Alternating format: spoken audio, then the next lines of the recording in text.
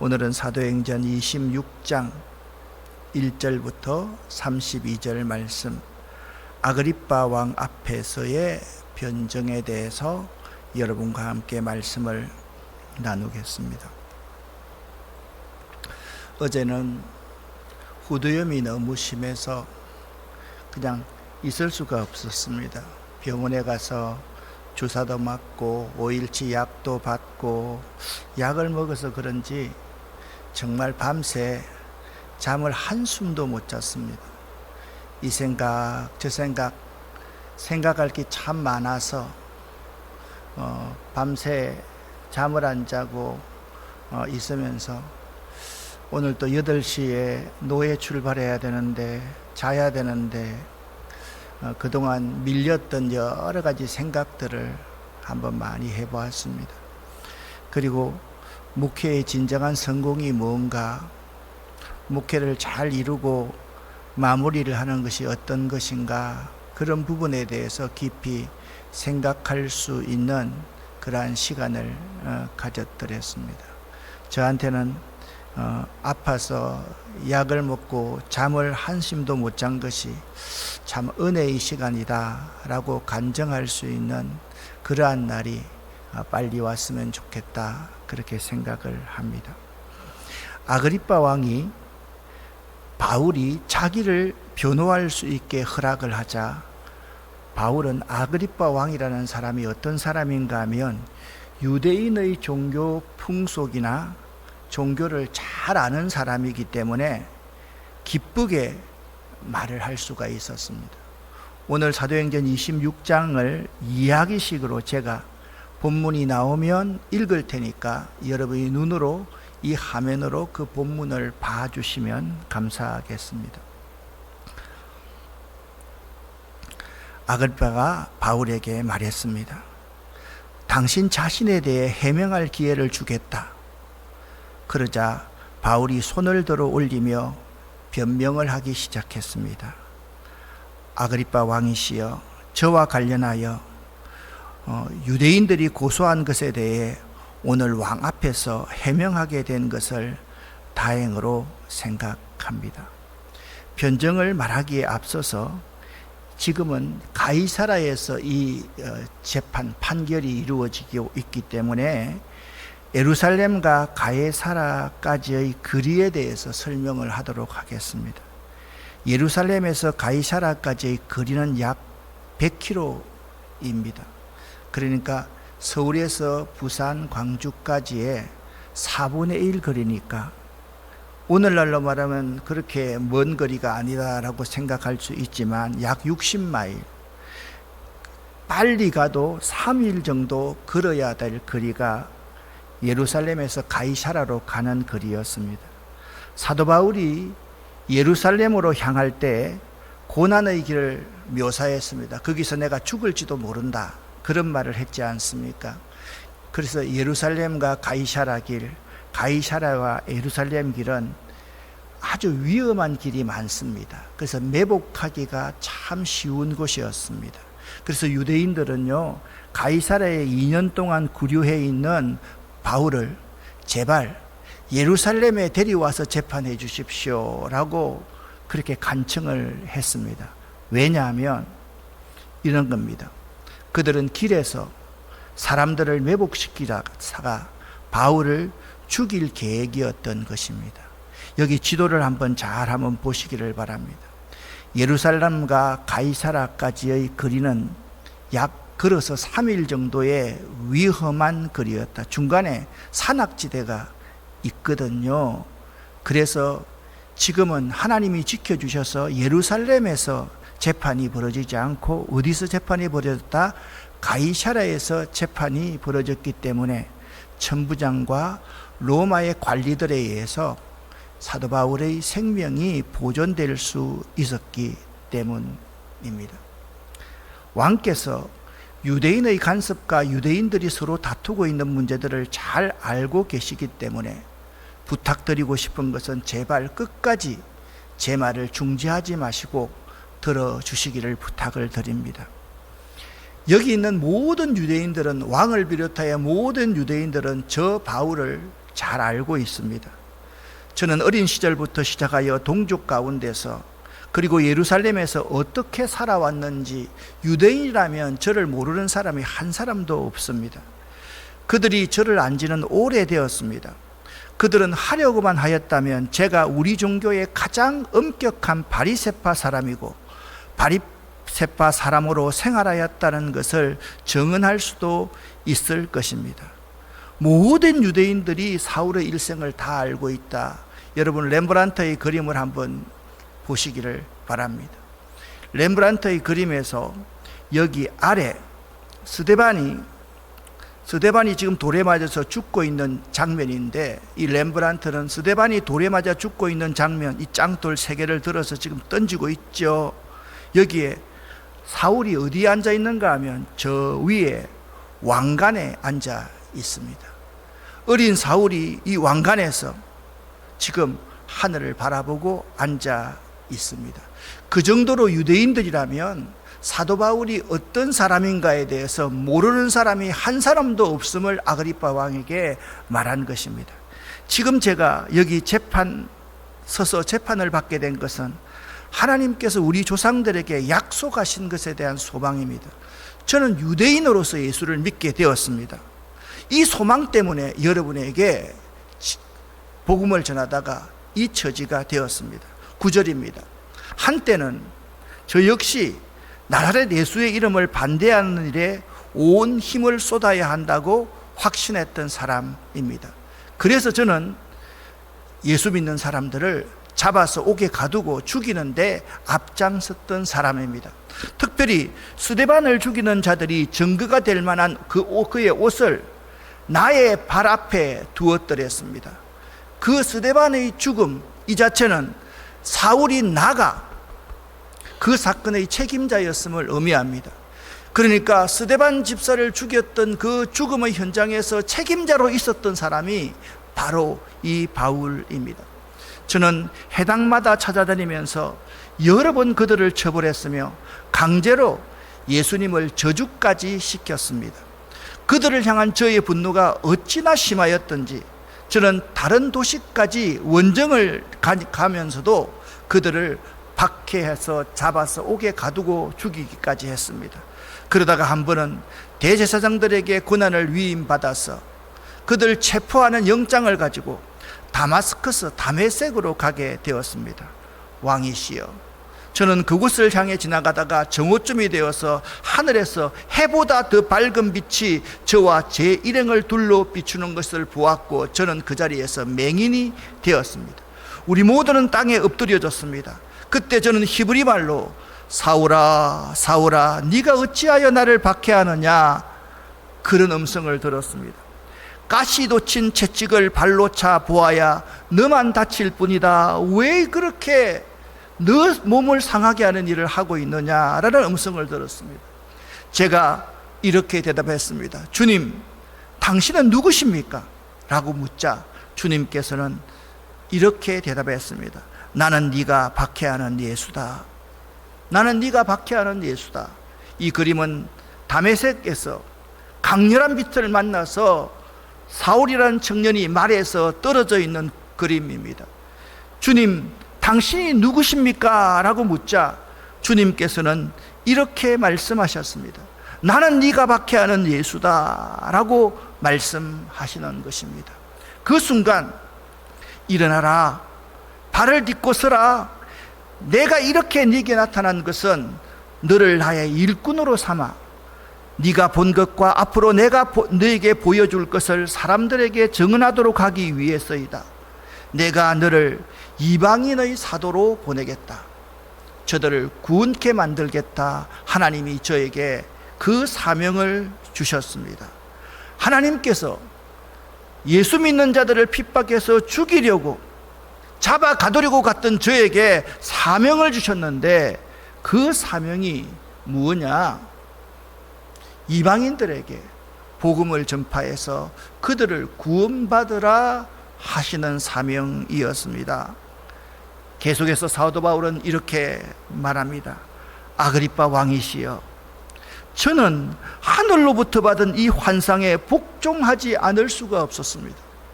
저는요, 유대인 중에 유대인, 바리새인 중에 바리새인이었습니다. 가말리엘 문화생입니다. 저는 이 유대인 가운데서 가장 잘 나가던 최고의 지도자였습니다. 저는 로마 시민권까지 가지고 있는 사람입니다. 어느 건 하나 부러울 것이 없는 세상의 자랑이 그렇게 많은 사람입니다. 왕이시여, 저는 하늘로부터 받은 이 환상에 복종할 수밖에 없어서 이 자리에 서 있는 것입니다. 저는 처음에는 다마스커스 사람들에게, 그 다음에는 예루살렘과 유대지방의 모든 사람들에게, 나중에는 이방인들에게까지 회개하고 하나님께 돌아와서 회개한 모습을 행동으로서 보이라고 복음을 전했습니다. 이런 일들 때문에 유대인들이 저를 성전에서 붙잡아 죽이려고 했습니다. 아마 누가가 언급하지 않았지만 루스드라에서는 내가 복음을 해당해서 복음을 전했다는 이유로 유대인들이 나를 돌로 쳐서 죽였습니다. 죽었다는 판정이 나서 이렇게 질질 끌려갔습니다. 그리고 묻으려고 했습니다. 그때 하나님께서 나를 살려주셨고 나를 이렇게 만나 주셨습니다. 그러면서 오늘 본문에는 나와 있지 않지만 제 삶이 모두 그분의 발자국이었고 그분과 동행한 순간이었습니다. 이 주님을 만나는 그 기쁨이 나에게 얼마나 큰지 모릅니다. 오늘 우리 불렀던 찬송 가운데서 내가 처음 주를 만났을 때 외롭고도 쓸쓸한 모습, 바로 그런 모습이었는데 제가 이날까지, 저는 22절 말씀이 너무 좋았습니다. 그러나 저는 이날까지 하나님의 도움을 받아 살아왔습니다. 그래서 지금 제가 본 것을 이 자리에서 높은 사람이나 낮은 사람이나 모든 사람에게 증언하고 있습니다. 저는 모세와 예언자들이 앞으로 일어나리라고 예언한 것 외에는 아무것도 말하지 않았습니다. 모세와 예언자들은 그리스도께서 고난을 당하신다는 것과 죽은 자들 가운데서 먼저 부활하실 것과 자기 백성과 이방인들에게 빛을 선포할 것을 구약 모세 오경과 예언서에서 분명히 말씀했지 않습니까? 사도 바울은 이렇게 말합니다. 저는 이날까지 하나님의 도움을 받아 살아왔습니다. 그래서 지금 제가 본 것을, 제가 경험한 것을 모든 사람에게 증거하지 않고서는 견딜 수가 없는 마음이 있어서 이런 어려움을 제 스스로가 자처하고 있습니다. 모든 예언자들과 제자들이 나에게 그렇게 말했습니다. 예루살렘에 올라가면 큰일 난다, 죽는다, 올라가지 말라고 예언자들까지 동원해서 나를 올라가지 말라고 했으나 예루살렘에 올라가면 환난과 결박이 나를 기다린다 하시나 나의 달려갈 길과 주 예수께 받은 그 사명을 증거하라 하면은 나의 생명을 조금도 귀한 것으로 여기지 않게 되었습니다. 그리고 유대인들이 나를 예루살렘에 죽이려고 했을 때 천부장을 통해서 나를 지켜주셨고, 내가 로마이기 때문에 황제에게 상소 재판을 받겠다라고 상소해서 지금 이 자리에 있는 것입니다. 저는 저에 대한 변명을 한마디도 하지 않았습니다. 구약성경 모세 율법서와 예언서에 기록된 말씀을 그대로 전파했을 뿐입니다. 제 말이 없습니다. 이 하나님의 말씀을 그대로 그들에게 알려주었기만 했던 것입니다. 계속해서 사도 바울은 베스도와 아그리파 왕 앞에서 복음을 전하고 있습니다. 바울이 이런 식으로 변명을 하자 베스도가 깜짝 놀랐습니다. 바울아, 큰 소리로, 이 정도가 아닙니다. 큰 소리로, 바울아, 네가 미쳤구나. 바울이 차분하게 이렇게 대답합니다. 각하, 저는 미치지 않았습니다. 제가 드린 말은 다 사실입니다. 전부 맑은 정신으로 하는 말입니다. 아그리파 왕께서 이 일을 다 알고 계시므로 제가 끄리낌 없이 말씀드릴 수 있었던 것입니다. 아그리파 왕은요, 유대교를 너무 잘 아는 사람이고 유대 종교를 잘 알고 있는 사람이 아그리빠가 제일 지금 위에 있는 사람이거든요. 이 일은 숨기려고 숨겨지는 일이 아니지 않습니까? 어느 시골 한 총구석에서 일어난 일이 아닙니다. 제가 이 예루살렘에서 가장 높은 자리에 있었고 그렇게 악랄한 일을 했다는 사실을 알지 않습니까? 어느 하나도 왕이 모르실 리가 없다고 저는 확신합니다. 여러분, 베스도 총독이요, 바울아 네가 미쳤도다, 그 많은 학문 때문에 네가 미쳤구나 라고 말을 할 때 바울은 말합니다. 저는 제 정신입니다. 제가 경험하고 제가 체험한 이것을 아그리빠 왕이 알고 있지 않습니까? 제가 어떻게 거짓말을 할 수가 있겠습니까? 여기 하늘과 땅이 다 알고 있고 모든 사람들이 다 알고 있는데 말입니다. 바울이 바로 도전합니다. 아그리빠 왕이요, 예언자들의 말을 믿으십니까? 아마 여러분 움찔했을 겁니다. 믿으시는 줄 압니다. 그러니까 당신은 유대인이라 그 말입니다. 그러자 아그리빠 왕이 바울에게 말했습니다. 그토록 짧은 시간에 나를 설득하여 그리스도인이 되게 할 수 있다고 생각하는가? 이걸 그림으로 한번 표현을 해 보았습니다. 옆에 네가 미쳤도다 하는 말을 하는 사람은 베스도 총독입니다. 중간에 앉아있는 사람이 아그리빠 왕입니다. 네가 그 짧은 시간 그 설교 한마디로 유대인인 나를 그리스도인으로 만들 수 있다고 생각하느냐? 사도 바울이 이렇게 대답을 합니다. 같이 한번 29절을 읽어보겠습니다. 바울이 대답했습니다. 짧은 시간이든 긴 시간이든 왕뿐만 아니라 지금 제 말을 듣고 있는 모든 사람이 이렇게 결박된 것 말고는 저처럼 되기를 하나님께 기도합니다. 할렐루야. 이것을 그림으로 표현해 보았습니다. 사도 바울이 말합니다. 지금 제 말을 듣고 있는 모든 사람이 제가 이렇게 빨간 원으로 되어 있는 결박된 것 외에는 저처럼 되기를 바랍니다. 간증을 듣고 있는 사람들의 얼굴을 여러분 자세히 한번 보시기를 바랍니다. 이 얼굴에 모두가 밝은 웃음이 나와 있지 않습니까? 보이시죠, 여러분? 그리고 여기 이 인물을 보십시오. 얼마나 밝게 처리되어 있습니까? 그리고 그를 호송하던 군사들도 호기심 어리, 군사들 가운데 로마인도 있고 아프리카의 용병들도 있습니다. 제일 아래 부분이 흑인 아닙니까? 그리고 베스도 총독이 얼굴이 거의 웃고 있는 얼굴입니다. 자, 저는 이 그림을 보면서 얼마나 은혜로운지 모릅니다.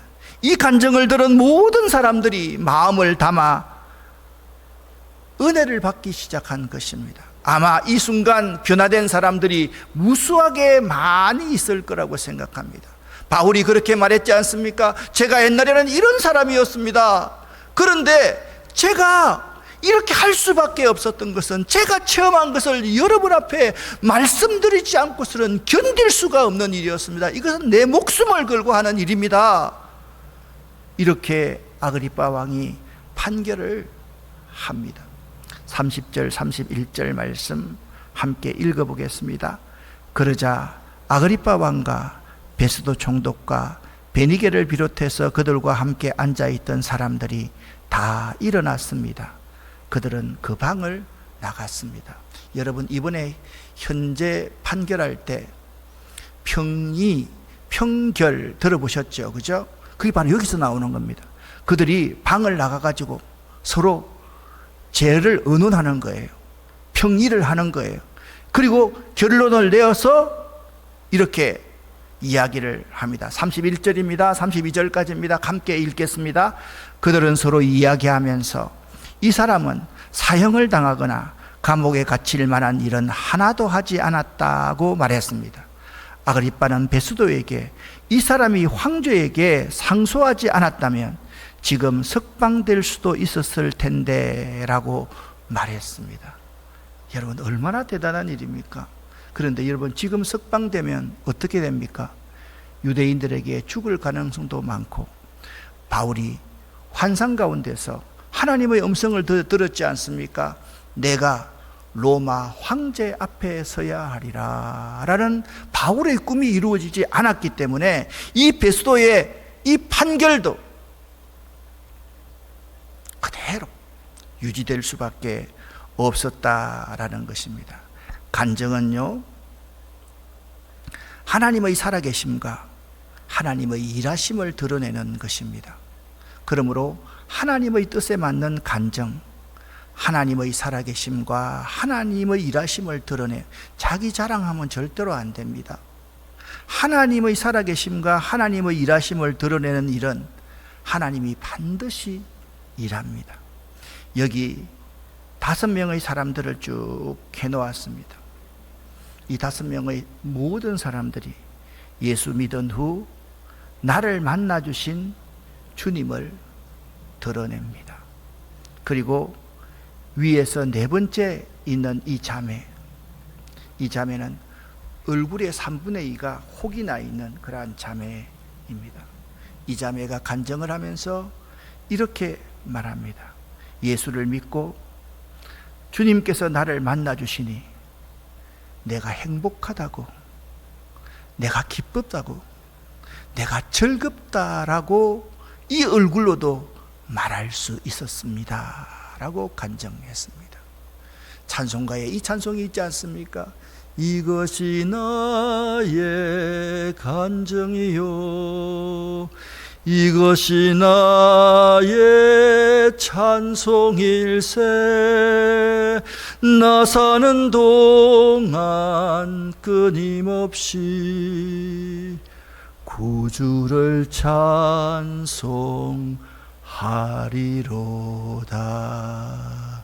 여러분에게 이런 간증이, 바울과 같은 간증이 넘치시기를 예수 이름으로 간절히 축원합니다. 말씀을 정리합니다. 간증이 무엇입니까? 간증이란 내가 예수를 만나서 어떻게 변했는지를 말하는 것으로서, 그리스도인이라면 모두가 다 간증할 수 있어야만 됩니다. 기독교인들이라면 자기의 신앙적인 체험을 고백하여 밝히는 것, 기회를 잡아서 아무 때나 해서는 안 됩니다.